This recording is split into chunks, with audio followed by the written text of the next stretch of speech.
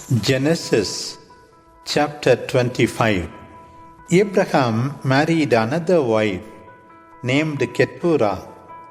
She bore him Simram, Jokshan, Medan, Midian, Ishbak, and Shua. Jokshan was the father of Sheba and Dedan, and the sons of Dedan were the Ashurites, the Letushites, and the Leumites. The sons of Midian were Ephah, Epher, Hanok, Abida, and Elda. All these were descendants of Keturah. Abraham left everything he owned to Isaac. To the sons of his concubines, Abraham gave presents, and as long as he lived, he sent them away from his son Isaac, the land of the east. Abraham had lived 175 years. Then, at the good old age, Abraham breathed his last, an old man, after a full span of years, and was gathered to his ancestors. His sons Isaac and Ishmael buried him in the cave at Machpelah, in the field of Ephron the Hittite, son of Zohar. This was the field near Mamre that Abraham bought from the Hittites. Abraham and his wife Sarah were buried there. After Abraham's death, God blessed his son Isaac, who lived near the well of Lahairoi. These are the descendants of Ishmael, the son of Abraham and Hagar, the Egyptian. These are the names of the sons of Ishmael, in order of their birth. Ishmael's firstborn was Nebaioth, and after him Kedar, Adbeel, Mibsam, Mishma, Duma, Massa, Hadad, Tema, Jetur, Naphish, and Kedema. These are the sons of Ishmael, and these are their names, according to their settlements and camps, 12 tribal princes. Ishmael lived 137 years. He breathed his last and died and was gathered to his people. His descendants lived in the territory stretching from Havilah to Shur, near the border of Egypt in the direction of Assyria. They have been fighting continually among themselves. This is the story of Isaac, son of Abraham. Isaac was 40 when he married Rebekah, daughter of Bethuel, the Aramean, from Padan Aram, the sister of Laban the Aramean. Isaac prayed to Yahweh for his wife, because she could not have children. Yahweh heard Isaac's prayer, and Rebekah his wife conceived. As the children struggled together within her, she said, "If it is like this, why do I continue to live?" She went to consult Yahweh, and Yahweh said to her, "Two nations are in your womb, and two peoples will be born of you. One nation will be stronger than the other, and the elder shall serve the younger." When the time came for her to give birth, there were twins in her womb. The first to be born was red, and his whole body was like a hairy garment, so they called him Esau. Then his brother was born, and his hand had gripped Esau's heel, so he was named Jacob. Isaac was 60 at the time of their birth. When the boys grew up, Esau became a skillful hunter, a man of the open country. Jacob was a quiet man living in tents.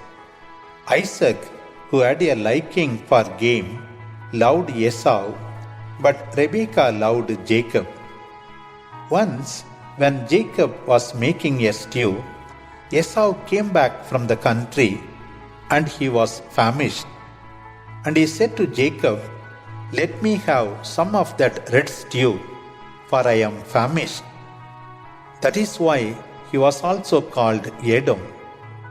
Jacob said, First sell me your right as the firstborn. Esau said, Since I am to die soon, what good is my right as the firstborn to me? Then Jacob said, Give me your oath first. So he swore to him and sold his firstborn right to Jacob. Then Jacob gave him bread and the lentil stew. Esau ate and drank, and then got up and went his way. So it was that Esau thought nothing of his right as the firstborn. Genesis chapter 26. There was a famine in the land, a second one after the famine that had taken place in the time of Abraham, and Isaac went to Gerar, the land of Abimelech, king of the Philistines. For Yahweh appeared to him and said, Do not go down to Egypt. Stay in the land I shall tell you of. Remain in this land, and I will be with you, and I will bless you. I will give all these lands to you and your race, and I shall keep the oath I swore to your father Abraham. For I told him, I will make your descendants as many as the stars in the heavens, and to them I will give all these lands, and through your descendants all nations in the world will be blessed, because you were obedient and kept my charge, my commandments, my decrees, and my laws. So Isaac stayed in Gerar. When the men of that place questioned him about his wife, he replied, She is my sister. He would not say, She is my wife, for he was afraid, and he thought, The men of this place might kill me because of Rebekah, who is very beautiful.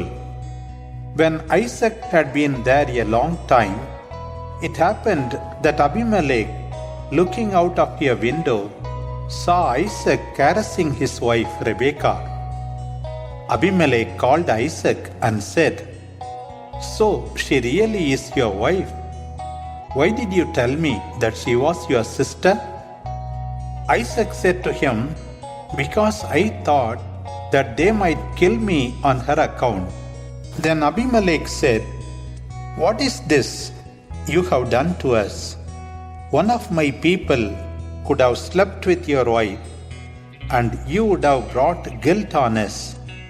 So Abimelech gave an order to all the people, Whoever molests this man or his wife will be put to death. Isaac sowed crops on this land, and that same year he harvested 100-fold. Yahweh blessed him, and he prospered. He continued to prosper until he was very rich. He had flocks and herds and many servants, so that the Philistines envied him. All the wells dug by his father's servants in Abraham's time were stopped up by the Philistines and filled with the earth.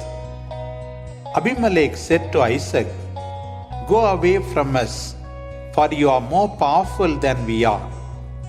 So Isaac left that place and encamped in the valley of Gerar and settled there.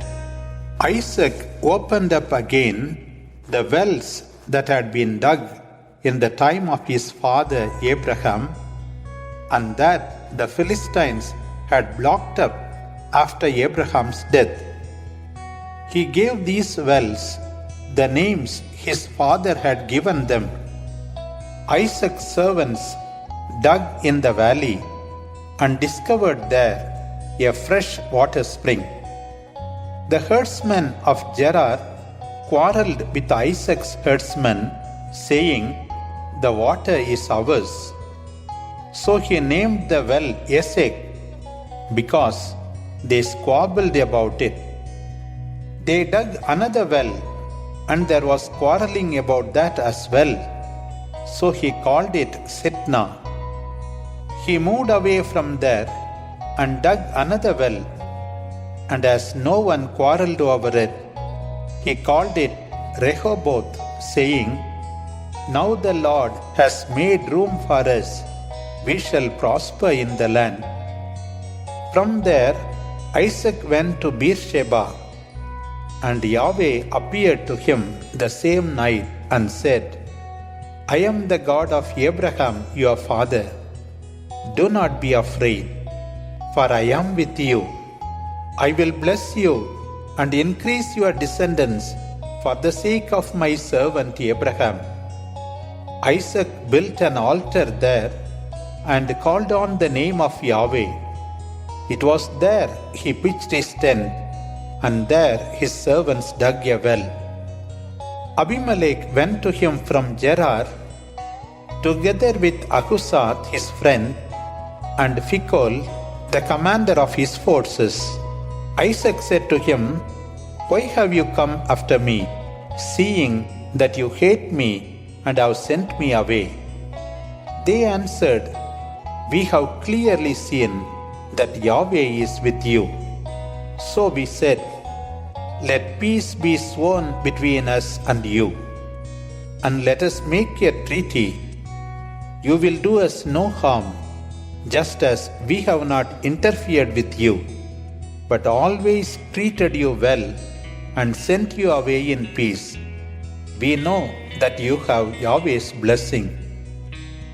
Isaac then made a feast for them, and they ate and drank. Next morning they rose early and swore an oath to each other. Isaac then set them on their way, and they left him in peace. That day Isaac's servants came and told him of the well they had dug. "We have found water." He called the well Shibeah, and that is why the name of the town has been Beersheba to this day. When Esau was 40, he married Judith, daughter of Beeri the Hittite, and Basemath, the daughter of Elon the Hittite. They made life bitter for Isaac and Rebekah. Genesis chapter 27. When Isaac was old and his eyes so weak that he could no longer see, he called Esau his older son and said to him, "My son." "Here I am," he answered. Isaac continued, "You see, I am old, and I don't know when I shall die. So take your weapons, your bow and arrow, go out into the country, and hunt some game for me. Then prepare some of the savory food I like, and bring it to me, so that I may eat and give you my blessing before I die." Now Rebekah was listening when Isaac spoke to his son Esau. When Esau went into the country to hunt game and bring it back, Rebekah said to her son Jacob, "I heard your father saying to your brother Esau, 'Bring me some game and prepare food for me, that I may eat and bless you before Yahweh before I die.' Now my son, listen and do what I command you. Go to the flock and bring me 2 fine kids, so that I can prepare for your father the food that he likes. You will bring it to your father, and he will eat it and give you his blessing before he dies." Jacob said to Rebekah, "My brother Esau is a hairy man, and I am smooth-skinned.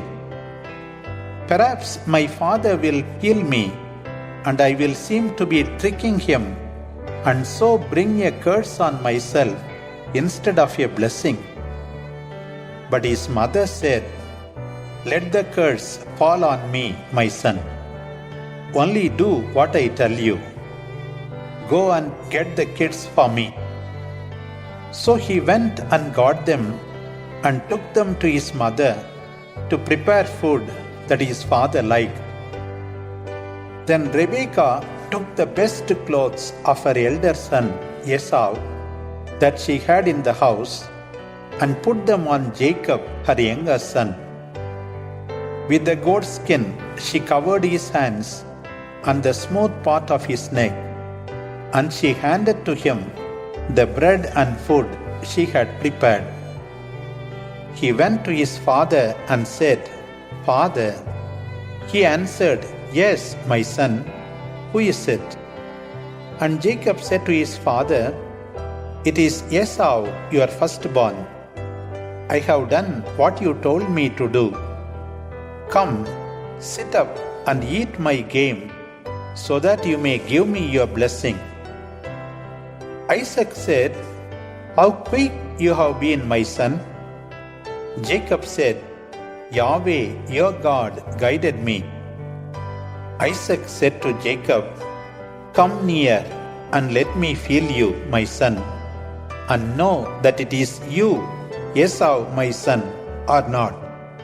When Jacob drew near to Isaac, his father felt him and said, "The voice is the voice of Jacob, but the hands are the hands of Esau."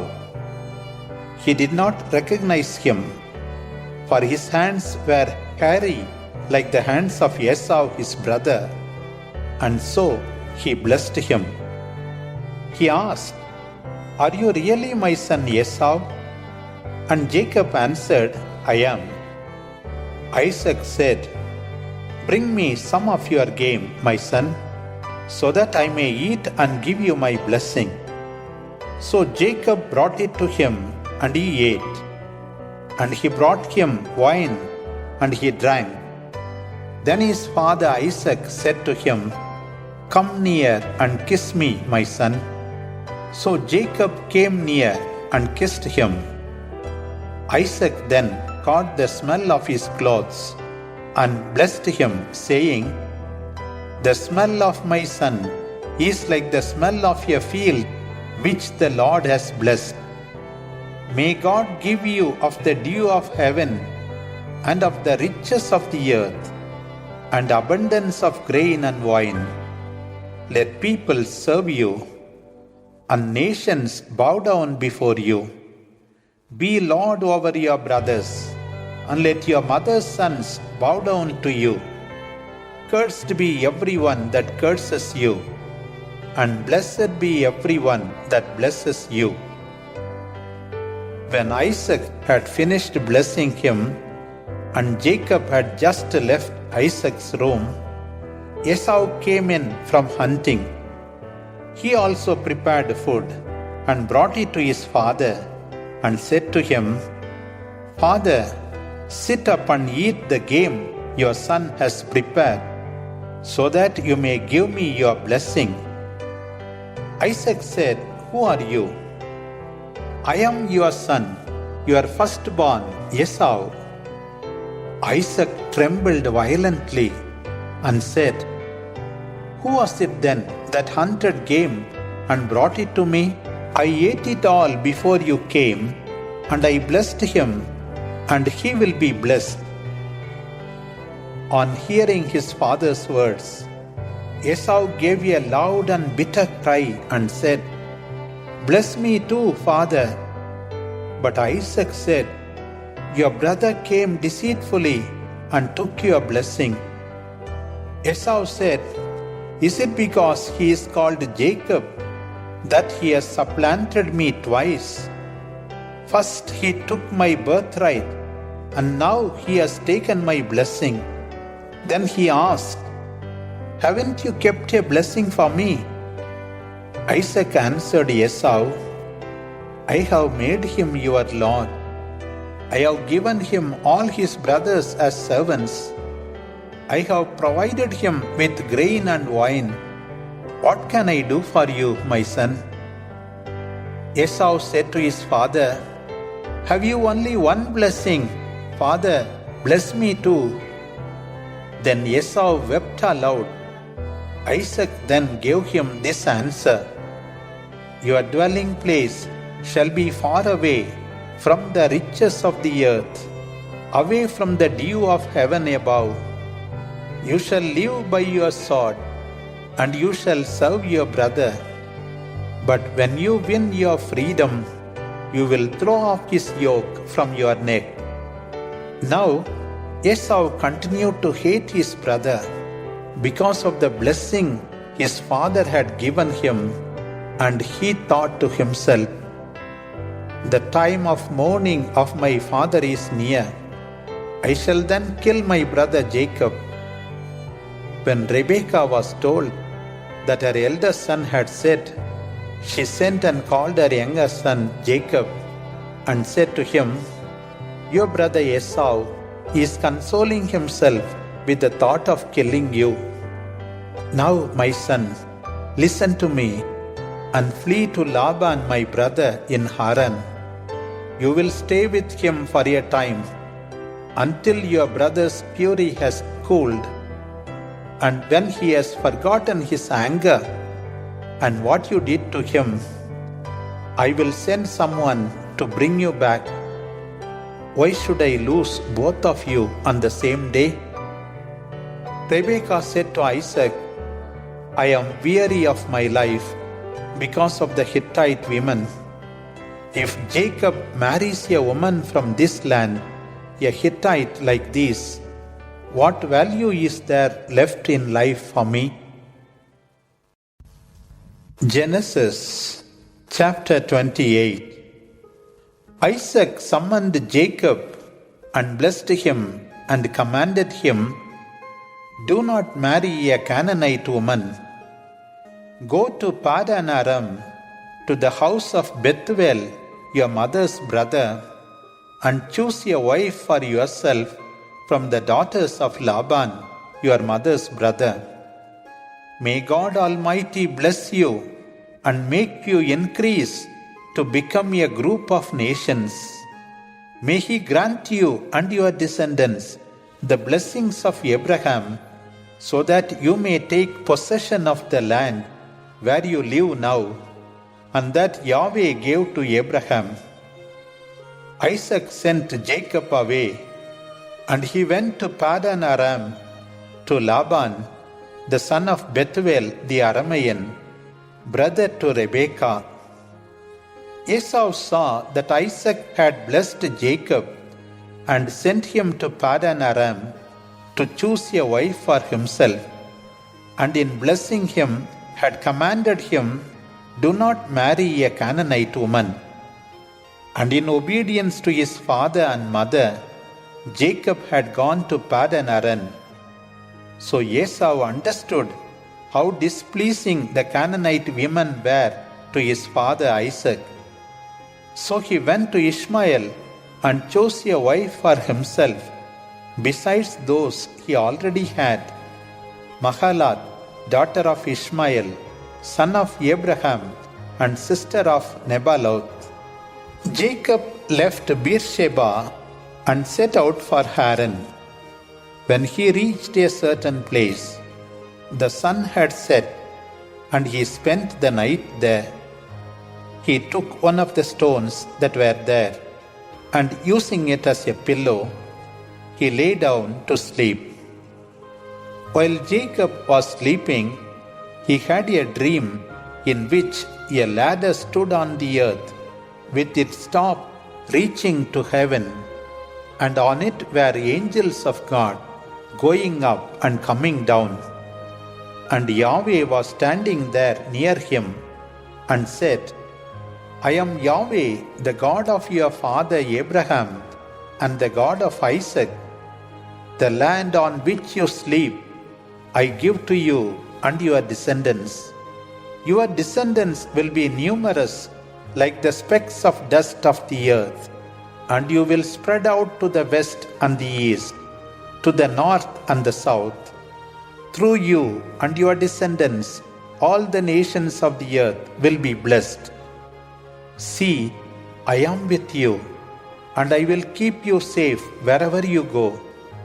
I will bring you back to this land and not leave you until I have done what I promised." Jacob woke from his dream and said, "Truly, Yahweh was in this place, and I was not aware of it." He was afraid and said, "How full of awe is this place! It is nothing less than a house of God. It is the gate to heaven."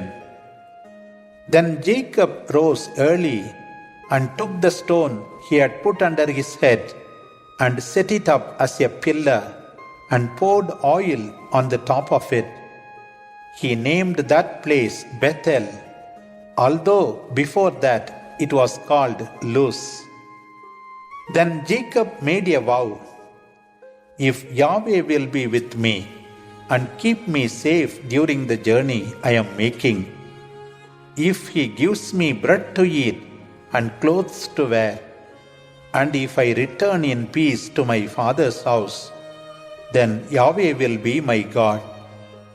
This stone which I have set up as a pillar will be God's house, and of all that you give me, I will give back a tenth." Genesis chapter 29. Jacob set out and came to the land of the people of the east. There he saw a well, and lying beside the well were 3 flocks of sheep, for it was at this well that the flocks were watered, and a large stone covered the mouth of the well. Then, when all the flocks gathered there, the shepherds rolled away the stone from the opening of the well, watered their flocks, and replaced the stone at the mouth of the well. Jacob said to them, "Brothers, where are you from?" "We are from Haran," they replied. He then said, "Do you know Laban, Nahor's son?" "Yes, we know him," they replied. And Jacob asked, "Is he well?" "Yes, he is well," they said. "And here is Rachel, his daughter, coming with the sheep." Jacob then said, "Look, the sun is still high. It is not yet time for the flocks to be gathered together. Water the sheep and let them graze." But they said, "We cannot do that until all the flocks are gathered together and the stone is rolled away from the mouth of the well. It is then we water the sheep." He was still speaking when Rachel arrived with her father's flock, for she looked after them. As soon as Jacob saw Rachel, he went forward and rolled the stone from the mouth of the well, and then watered Laban's flock. Then Jacob kissed Rachel and wept aloud. Jacob told Rachel he was her father's kinsman and Rebekah's son, and she ran and told her father. As soon as Laban heard the news about Jacob being his sister's son, he ran to meet him, and after embracing and kissing him, he brought him into his house. Jacob told Laban all that had happened, and Laban said to him, "Truly you are my bone and flesh." And Jacob stayed there a month with him. Laban said to Jacob, "Even if you are my kinsman, should you work for me for nothing? Tell me, what wages do you want?" Now Laban had 2 daughters. The name of the older one was Leah, and the name of the younger one was Rachel. Leah's eyes were weak, but Rachel had a lovely figure and was beautiful. Jacob had fallen in love with Rachel, and he said, "I will work for you for 7 years in return for your younger daughter, Rachel." Laban said, "It is better for me to give her to you than to any other man. Stay with me." To win Rachel, Jacob worked for 7 years, which seemed to him only a few days, because he loved her so much. Jacob then said to Laban, "Give me my wife, for I have served my time, and I want to lie with her." So Laban gathered together all the people of the place and gave a feast. But when night came, he took his daughter Leah and gave her to Jacob, and he lay with her. Laban gave his slave girl Zilpah to Leah to be her maid. When morning came, there was Leah, and Jacob said to Laban, "What have you done to me? Haven't I worked with you for Rachel? Why have you deceived me?" Laban said, "It is not our custom to give the younger daughter before the firstborn. As soon as the marriage week is over, I will give you my younger daughter as well. But you must work with me for another 7 years." Jacob agreed to this, and when he completed the week with Leah, Laban gave him his daughter Rachel to be his wife.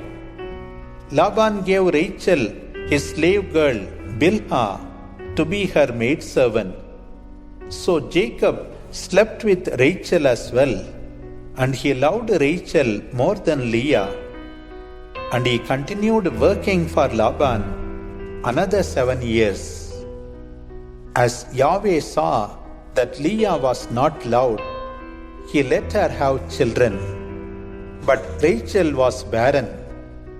Leah gave birth to a child and named him Reuben, for she said, "Because the Lord has seen my affliction, my husband is sure to love me now." She gave birth to another son and said, "Yahweh saw that I was neglected and has given me this son as well." And she called him Simeon. Again she gave birth to a son and said, "This time my husband will be united to me, because I have borne him 3 sons. That is why he was called Levi." She again gave birth to a son and said, "This time I will praise Yahweh." That is why she named him Judah. After that, she had no more children. Genesis chapter 30. When Rachel saw that she bore Jacob no children, she became jealous of her sister. And so she said to Jacob, "Give me sons, or I shall die." Jacob became angry and said to her, "Is it my fault that God has deprived you of children?" She then said, "Here is my servant Bilhah. Sleep with her, so that she may give birth on my knees. So the child will be mine." And she gave Bilhah, her servant, as wife to Jacob. She became pregnant and bore him a son. Rachel then said, "God has done me justice. He has heard my prayer and given me a son." That is why she named him Dan. Bilhah, Rachel's servant, bore a second son to Jacob. And Rachel said, "I have had a mighty struggle with my sister, and I have won." And so she named her son Naphtali. When Leah saw that she had stopped having children, she took her servant Zilpah and gave her to Jacob as a wife. Zilpah gave birth to a son for Jacob. Leah said, "How fortunate!" and named him Gad. Leah's servant bore a second son to Jacob. Leah said, "How happy I am! Women will call me happy." So she named him Asher. At the time of the wheat harvest, Reuben went out to the fields and found some mandrake plants, which he brought to his mother Leah. Rachel said to Leah, "Please give me some of your son's mandrakes." But Leah replied, "Isn't it enough for you to have taken my husband? Now you want to take my son's mandrakes as well." Rachel then said, "He will sleep with you tonight in return for your son's mandrakes." In the evening, when Jacob came in from the fields, Leah went to meet him and said, "You will sleep with me tonight, for I have hired you with my son's mandrakes." So he slept with her that night. Yahweh heard Leah, and she became pregnant and bore Jacob a fifth son. Leah said, "God has given me my reward, because I gave my maidservant to my husband." She named the child Issachar. Leah bore another son to Jacob. Then she said, "God has offered me a beautiful gift. This time my husband will honor me, for I have given him 6 children." She named the child Zebulun. She later gave birth to a daughter and called her Dinah. Then Yahweh remembered Rachel and let her have a child. She became pregnant and gave birth to a son. "Yahweh has taken away my shame," she said, and she called the child Joseph, saying, "May Yahweh give me another son." After Rachel had given birth to Joseph, Jacob said to Laban, "Let me go, so that I may return to my homeland. Give me my wives and my children, for whom I have served you, and let me go, for you know how well I have served you." Laban said, "If I have won your friendship, I have learned from signs that Yahweh has blessed me because of you." He then added, "Say what you want for wages, and I will pay you." Jacob said, "You know how well I have served you, and how your cattle have prospered with me. For you had little when I came, but since I have been with you, there has been a considerable increase, and Yahweh has blessed you. But now, when am I to do something for my own household?" Laban asked, "What shall I give you?" Jacob replied, "You will give me nothing, but if you do for me what I ask, I will continue to pasture and look after your flock. Today I shall go through your flock, removing from it every black lamb and the spotted and speckled among the goats. These shall be my wages. My honesty will answer for me later when you come to look into my wages. Any goat among my herd that is not spotted or speckled, any lamb found among the sheep in my possession that is not black will be counted as stolen." Laban said, "Agreed, it will be as you say." That same day, Laban put aside the he-goats that were streaked, every one that had white on it, and all the black sheep. These he handed over to his sons, and he put a distance of a 3 days' journey between himself and Jacob. So Jacob looked after the rest of Laban's flock. Jacob then gathered fresh branches of poplar, almond, and plane. He peeled white streaks in them, letting the white of the stems be seen. Then he placed the branches he had peeled in front of the channels of the watering troughs, where the animals came to drink and where they could be clearly seen by the animals. And as they mated there in front of the branches, when they came to drink, the animals produced streaked, spotted, and speckled young. He put the sheep apart, but made the rest face the streaked and dark-colored animals that belonged to Laban. In this way, he built up droves of his own and did not add them to Laban's flock.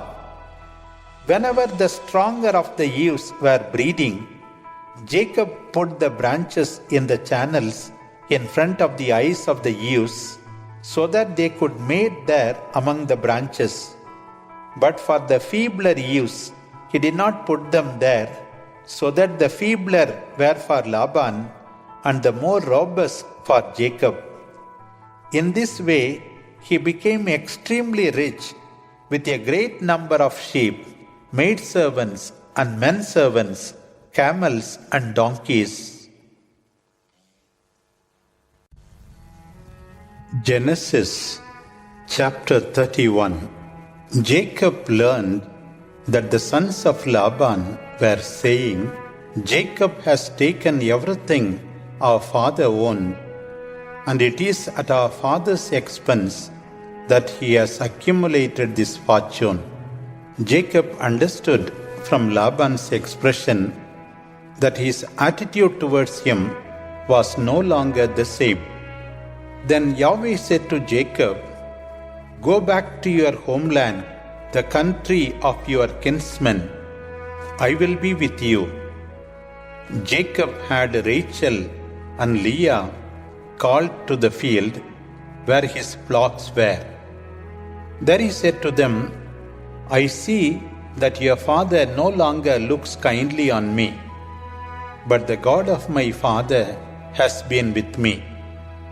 You yourselves know that I have served your father with all my strength, but your father has not been straight with me, changing my wages 10 times.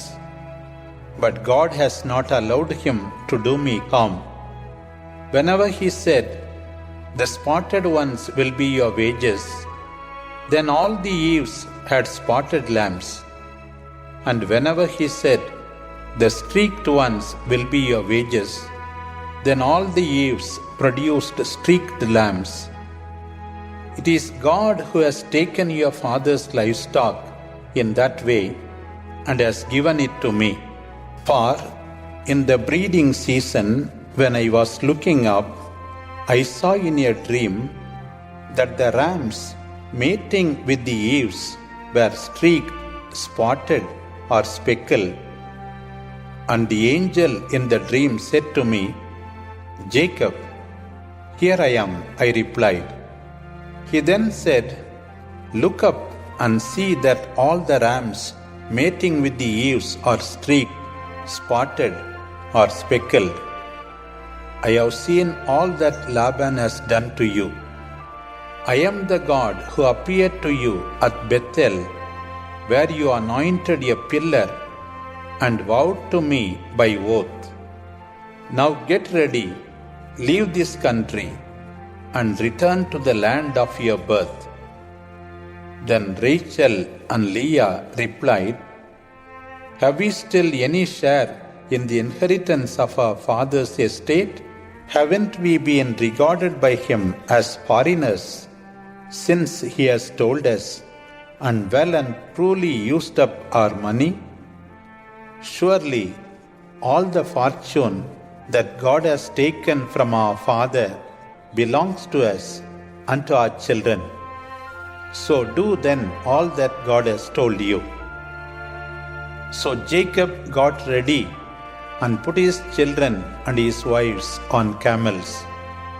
He also took with him all his livestock and all that he had accumulated, the livestock he had acquired at Paddan Aram, to return to his father Isaac in the land of Canaan.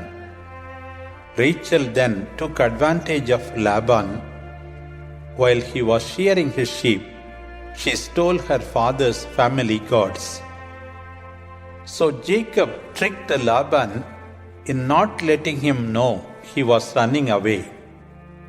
He fled with all he had, and after crossing the river Euphrates, he made for the hill country of Gilead. 3 days later, Laban heard that Jacob had fled. Taking his brothers with him, he followed Jacob for 7 days and caught up with him in the hill country of Gilead. God appeared to Laban in a dream at night and said to him, "Be careful not to say anything, either good or bad, to Jacob." Jacob had pitched his tent in the hill country of Gilead when Laban overtook him. Laban and his brothers also encamped on the hills of Gilead. Then Laban said to Jacob, "What have you done, tricking me and carrying my daughters off like prisoners of war? Why did you run away secretly and cheat me? Why didn't you tell me? Could have sent you off with joy and singing and the music of tambourine and harp. You didn't even let me kiss my grandchildren and daughters goodbye. You have done a foolish thing, and I have power to harm you. But last night the God of your father warned me, saying, 'Be careful not to say anything, good or evil, to Jacob.' Now, if you have gone off because you were planning to return to your father's house, why did you steal my gods?" Jacob replied to Laban, "It was because I was afraid you would take your daughters from me. But whoever is found in possession of your gods will not live. In the presence of our relatives, see for yourself if anything that belongs to you is here with me, and if so, take it." Now Jacob did not know that Rachel had stolen the gods. Laban entered Jacob's tent, then Leah's, and then the tent of the two maidservants, but he found nothing. When Laban came out of Leah's tent, he entered the tent of Rachel. Rachel had taken the gods, but put them into the camel's saddle and sat on them. Laban felt all about the tent, but did not find them. Rachel said to her father, "Do not be angry with me, my lord, if I do not stand in your presence, for I am having my period." So he searched, but did not find the gods. Then Jacob became angry and rebuked Laban. "What is my crime?" he asked him. "What sin of mine makes you hound me down? Now that you have searched through all my belongings, have you found anything that belongs to your household? If so, let it be seen here in the presence of your family and mine, and let them judge between the two of us. During the 20 years I have been with you, your ewes and your she-goats have not miscarried, and I haven't eaten any of the rams from your flocks. I haven't brought you any animal torn by a wild beast. I suffered the loss, and you demanded payment from me for whatever was stolen by day or night. During the day I have been stifled by the heat, and at night I have suffered from the cold, and sleep has left my eyes. It is 20 years that I have been with you. I worked 14 years for your 2 daughters, and 6 years for your flocks, and 10 times you have altered my wages.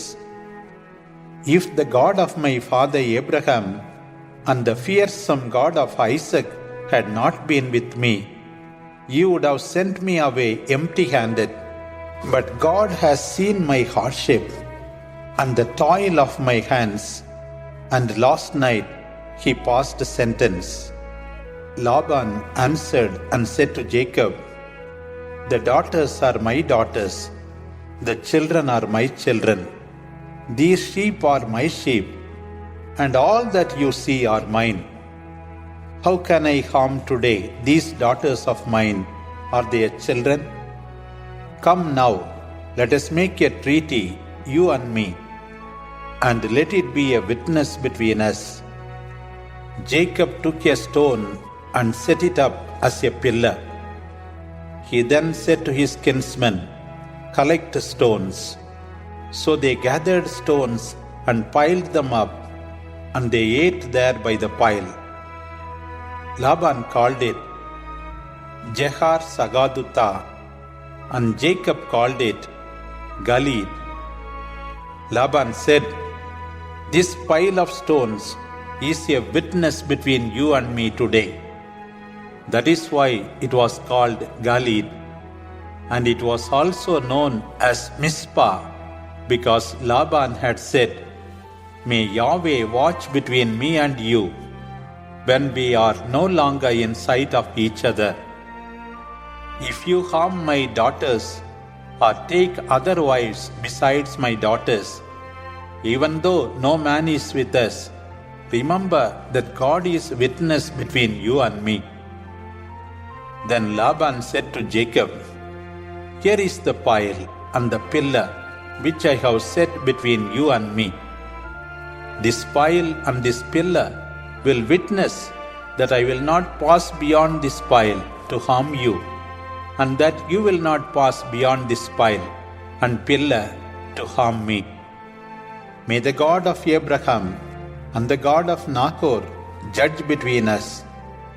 So Jacob swore by the fearful God of his father Isaac. Jacob also offered a sacrifice on the mountain and invited his brothers to the meal. After they had eaten, they spent the night there. Genesis chapter 32. Next morning, Laban rose early, and after kissing his sons and daughters, he blessed them and left for home. As for Jacob, he went on his way and met angels of God. On seeing them, Jacob exclaimed, "This is God's camp," and he named the place Mahanaim. And going on his way, he sent messengers ahead of him to his brother Esau in the land of Seir, the country of Edom.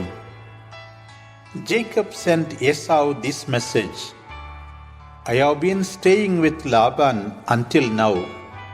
I have oxen, asses, flocks, men servants and maid servants.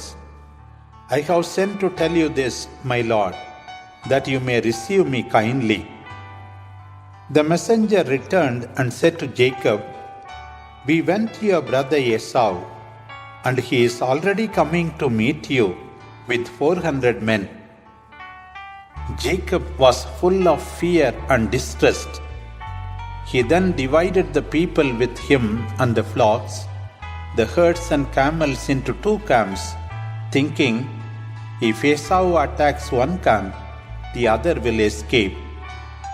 And Jacob said, "God of my father Abraham and my father Isaac, Yahweh, who said to me, 'Return to your country, to your father's land, and I will make you prosper,' I am unworthy of the kindness and faithfulness you have shown to me. For with only my staff I crossed the Jordan, and now I have enough to form 2 companies. Deliver me from the hands of my brother Esau, for I am afraid lest he come and kill us all, even the mothers and their children. Yet it was you who said, 'I will be good to you and make your descendants like the sand on the seashore, so many that they cannot be counted.'" So Jacob spent the night there. Then he took what he had with him, a present for his brother Esau, 200 she-goats and 20 he-goats, 200 ewes and 20 rams, 30 camels in milk and their calves, 40 cows and 10 bulls, 20 she-asses and 10 male donkeys. He put them in the care of his servants, each herd by itself, and said to his servants, "Go ahead of me and leave a space between each herd. He instructed the leader, "When my brother Esau meets you and asks, 'To whom do you belong? And where are you going? Who is the owner of the animals you are driving?' then you shall say, 'They belong to your servant Jacob. It is a present he is sending to my lord Esau. He himself is coming along behind us.'" Jacob ordered the second and third servants, and all who were following the herds in the same way. "That is what you shall say to Esau when you meet him. 'Your servant Jacob is following.' For he thought to himself, 'I may pacify him with the present I sent ahead, so that when I meet him face to face, he may perhaps receive me kindly.' So the present went ahead of him, but he himself spent that night in the camp. That same night Jacob got up, and taking his 2 wives, his 2 maidservants, and his 11 sons, crossed the ford of the Jabbok. He took them and sent them across the stream, and likewise everything he had. And Jacob was left alone. Then a man wrestled with him until daybreak. When the man saw that he could not get the better of Jacob, he struck him in the socket of his hip and dislocated it as he wrestled with him. The man said, "Let me go, for day is breaking." But Jacob said, "I will not let you go until you have given me your blessing." The man then said, "What is your name?" "Jacob," was the reply. He answered, "You will no longer be called Jacob, but Israel, for you have been strong with God, as you have been with men, and have prevailed." Then Jacob asked him, "What is your name?" He answered, "Why do you ask my name?" And he blessed him there. So Jacob called the place Peniel, saying, "I have seen God face to face and survived." The sun rose as he passed through Peniel, limping because of his hip. That is why to this day the Israelites do not eat the sciatic nerve which is in the hip socket, because the sciatic nerve in Jacob's hip had been touched. Genesis chapter 33. Jacob looked up and saw that Esau was coming with 400 men. So he divided the children among Leah, Rachel, and the 2 maidservants. He then put the maidservants in front with their children, then Leah with her children, and Rachel and Joseph last of all. He himself went on before them and bowed to the ground 7 times until he came near his brother. Esau ran to meet him, took him in his arms, kissed him, and both wept. Esau looked up and seeing the women and the children said, "Who are these with you?" Jacob replied, "They are the children God has given to your servant." Then the servants and their children went forward and bowed down. Leah with her children likewise advanced and bowed. And lastly, Joseph and Rachel went forward and bowed. Esau said, "What is the meaning of all this company I have met?" Jacob replied, "It is to win your favor." Esau answered, "Brother, I have plenty. Keep what you have for yourself." Jacob said, "But no, please, accept the gift I offer. For I came to you as to God, and you received me kindly. So accept the gift I have brought you, for God has dealt generously with me, and I have plenty." And so much did Jacob insist that Esau accepted the gift. Esau then said, "Let us be on our way, I will lead you." But Jacob said to him, "My Lord knows that the children are not strong, and besides, I must think of the ewes with lambs and the cows that have calves, and if they are driven too hard, even for one day, all the flocks will die. Let it please my Lord to go ahead of me, while I move on slowly at the pace of the cattle I am driving, and that of the children, until I reach my Lord at Seir." Esau said, "At least let me leave with you some of my men." Jacob replied, "Why? All I want is to keep your friendship." So Esau returned that same day to Seir. But Jacob left for Succoth. There he built a house for himself and shelters for his cattle. That is why the place was called Succoth. On his return from Paddan Aram, Jacob safely reached Shechem, a town in the land of Canaan, and encamped within sight of the town. For 100 pieces of silver, he bought from the sons of Hamor, the father of Shechem, the plot of the land. For 100 pieces of silver, he bought from the sons of Hamor, the father of Shechem, the plot of land where he had pitched his tent. There he erected an altar and called it God, the God of Israel. Genesis chapter 34. Now Dinah, Jacob's daughter by Leah, went out to visit the women of that place. When Shechem, son of Hamor the Hivite, the prince of that country, saw her, he seized her, raped her, and dishonored her. He was attracted to Jacob's daughter Dinah and loved the girl and spoke to her affectionately.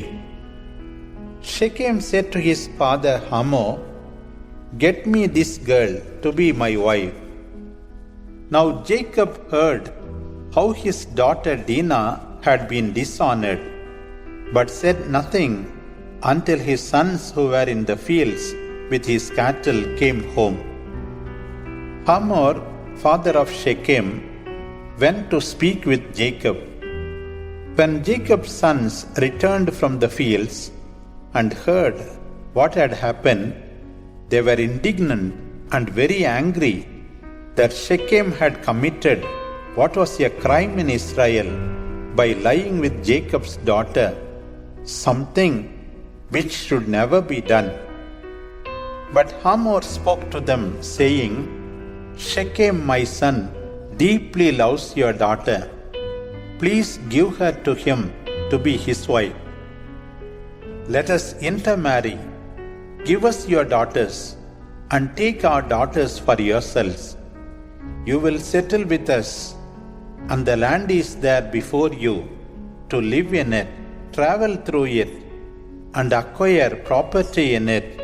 Shechem spoke to the father and brothers of the girl, "Please forgive me, and I will give you whatever you ask of me. Fix a price for the marriage, and whatever gift you require. Whatever you ask, I will give, but only let me have the girl as my wife." Jacob's sons gave a cunning answer to Shechem and Hamor, because Shechem had defiled their sister. "We cannot do such a thing. Give our sister to an uncircumcised man, for that would be a disgrace for us. Only on one condition would we consent, that you and every male become like us and be circumcised. Then we will give you our daughters and take yours, live with you, and with you become one people. But if you don't listen to us and be circumcised, we will take our daughter and go." What they said pleased Hamor and Shechem his son. Shechem lost no time in doing what was demanded, for he was truly in love with Jacob's daughter, and he was the most honored in his father's family. So Hamor and his son Shechem went to the gate of their city and spoke to their fellow citizens, "These men are peaceful. Let them settle here and move around freely. The land is vast enough for them. We shall marry their daughters and give our daughters in marriage to them. But on one condition will these men agree to live with us and become one people with us, and that is, that every male be as they are and be circumcised. If we agree with them, their flocks, their possessions, their cattle will be ours. Let's do what they ask, and they will settle with us." All those who went out to the gate of the city agreed with Hamor and Shechem, and every male was circumcised. 3 days later, when they were still in pain, 2 of Jacob's sons, Simeon and Levi, Dinah's brothers, taking their swords, entered and took the town by surprise, and slew Hamor and Shechem and all the males. They took Dinah from Shechem's house and went off. Jacob's sons attacked the wounded and plundered the city because their sister had been violated. They took their flocks and their herds and their donkeys, what was in the city and what was in the fields, all their wealth, all their women and children. They plundered all that was in their houses. Then Jacob said to Simeon and Levi, "You have brought trouble on me, making me hateful to the people of this land, the Canaanites and the Perizzites. I have only a few men, and if the others unite against me and attack me, I shall be destroyed, myself and my household." But their reply was, "Is it right for him to treat our sister as a prostitute?" Genesis chapter 35. God said to Jacob, "Go up to Bethel and settle there. Build an altar there to God who appeared to you when you were fleeing from your brother Esau."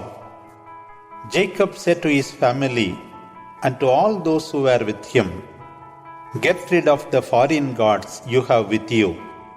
Purify yourselves and change your clothes. We will then go up to Bethel.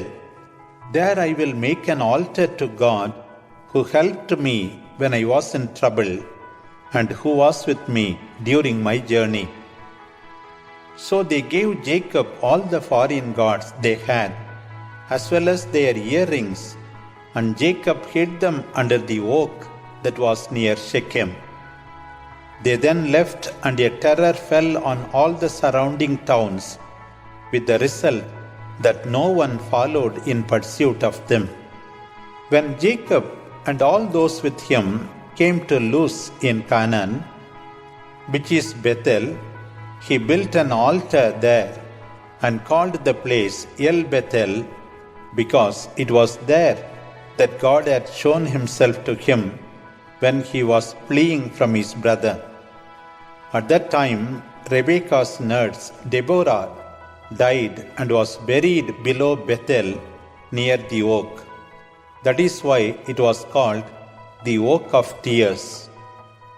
God appeared again to Jacob when he arrived from Paddan Aram and blessed him and said to him, "Your name is Jacob, but no longer will you be called Jacob, for Israel will be your name." So he was called Israel. Then God said to him, "Be fruitful and grow in number, A nation, or rather a group of nations, will come from you. The land I gave to Abraham and Isaac, I will give to you and your descendants after you. Then God left him. Jacob set up a stone in the place where God had spoken to him, and offered a libation on it, and poured oil on it. Jacob called the place where God had spoken to him Bethel. They moved on from Bethel and were still some distance from Ephrath when Rachel gave birth, and the delivery was very difficult. When she was in great pain, the midwife said to her, "Courage, for now you will have another son." And as she breathed her last, for she was dying, she called him Benoni, which means son of my pain. But his father named him Benjamin. So Rachel died and was buried on the way to Ephrath, that is Bethlehem, and Jacob placed a pillar over her tomb, which marks the place of the tomb to this day. Israel journeyed on and pitched his tent beyond Migdal-Eder. While Israel was living in that region, it happened that Reuben went and lay with Bilhah, his father's concubine, and Israel heard of it. Jacob had 12 sons. By Leah, Reuben, Jacob's eldest son, then Simeon, Levi, Judah, Issachar, and Zebulun. The sons by Rachel, Joseph and Benjamin. The sons by Bilhah, Rachel's slave girl, Dan and Naphtali. The sons by Zilpah, Leah's slave girl, Gad and Asher. These were the sons born to Jacob in Padan Aram. Jacob came home to his father Isaac at Mamre or Kiriath Arba, that is Hebron, where Abraham and Isaac had lived. After living 180 years, Isaac breathed his last and was gathered to his people at a good old age. His sons Esau and Jacob buried him. Genesis chapter 36. These are the descendants of Esau, that is Edom.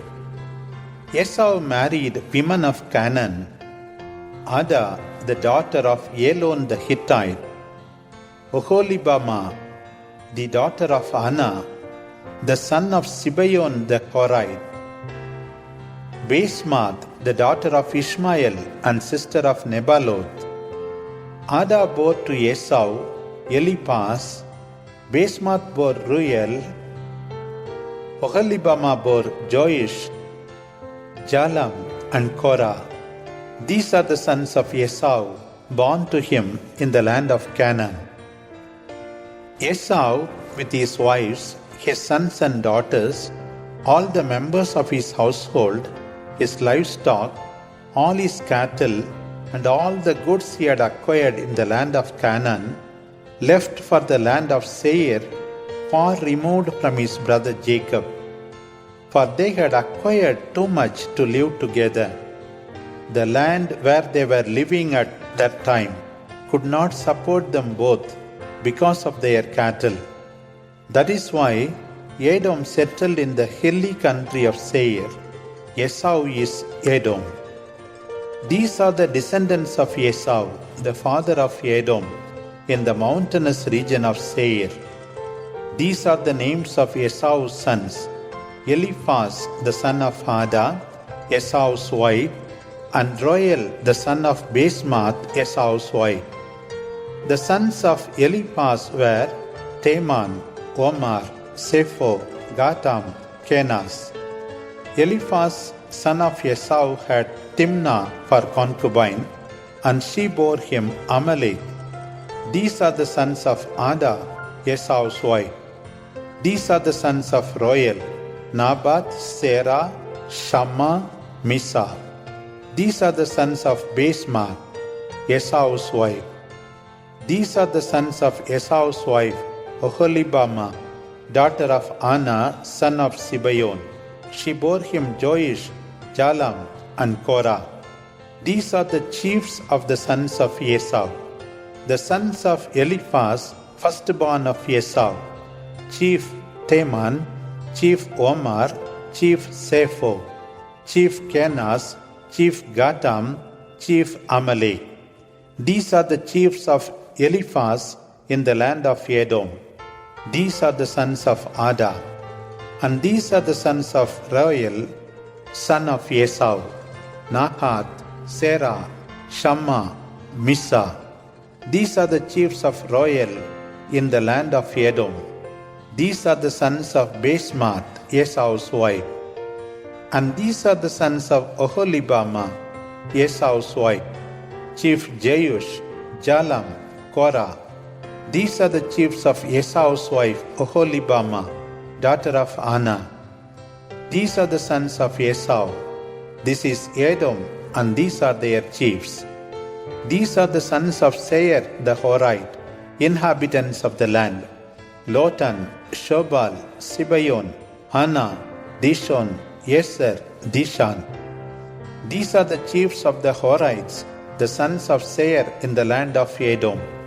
The sons of Lotan were Hori and Heman, and Lotan's sister was Timnah. These are the sons of Shobal: Alvan, Manahath, Ebal, Shepo, Onam. These are the sons of Sibeon: Ala, Anna. The Anna who found the hot springs in the wilderness as he pastured the donkeys of his father Sibeon. These are the children of Anna: Dishon, Oholibamah, daughter of Anna. These are the sons of Dishon: Hamdan, Ashbin, Iram, and Cherah. These are the sons of Eber: Balham, Savant, Akin. These are the sons of Dishan, Uz, and Aran. These are the chiefs of the Horites: Chief Lotan, Chief Shobal, Chief Sibeon, Chief Anna, Chief Dishon, Chief Eser, Chief Dishan. These are the chiefs of the Horites according to their clans in the land of Seir. These are the kings who reigned in the land of Edom before an Israelite king reigned. In Edom these reigned: Bela, son of Beor. His city was called Dinhabah. Bela died, and Jobab, son of Serah from Bosra, succeeded him as king. Jobab died, and Husham of the land of the Temanites succeeded. Husham died, and Hadad, son of Bedad, succeeded. He defeated the Midianites in the country of Moab, and his city was called Avith. Hadad died, and Samlah of Masrekah succeeded. Selah died, and Saul of Rehoboth Hannah succeeded. Saul died, and Baal-Hanan, son of Akbor, succeeded. Baal-Hanan died, and Hadad succeeded. His city was called Paul. His wife's name was Mehetabel, daughter of Matred from Mesahab. These are the names of the chiefs of Esau according to their clans and localities. By name: chiefs Timnah, Alva, Jedeth, Oholibamah, Ela, Pinon, Kenaz, Teman, Mipsar, Magdiel, Iram. These are the chiefs of Edom according to their families and residence in the land that was theirs. This is Esau, father of Edom.